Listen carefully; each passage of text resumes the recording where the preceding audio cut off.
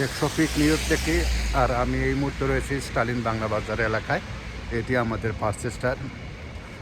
আজকে গত রাত্রে অনেক স্নো হয়েছে, যার জন্যে বরফ জমে গেছে, রাস্তাঘাট বরফ আচ্ছাদিত হয়ে গেছে।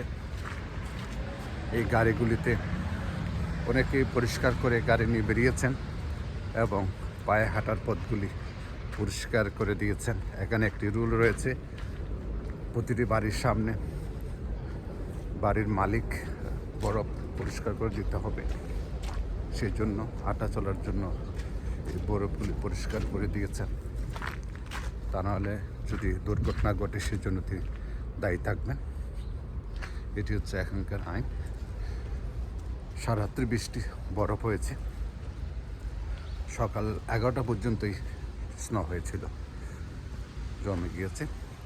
এটি হচ্ছে নিউ ইয়র্ক এই এলাকার জন্য এই প্রথম।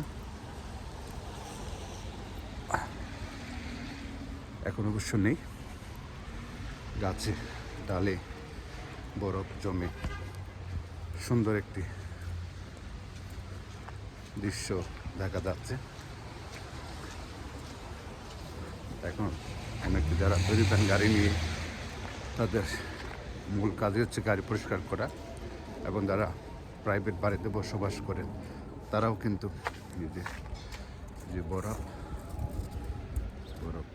জমে গেছে, তাদের একটি কাজ হচ্ছে এই বরফগুলি সরিয়ে দেওয়া। তো আজ এই পর্যন্তই, ভালো থাকবেন, খুদা হাফেজ।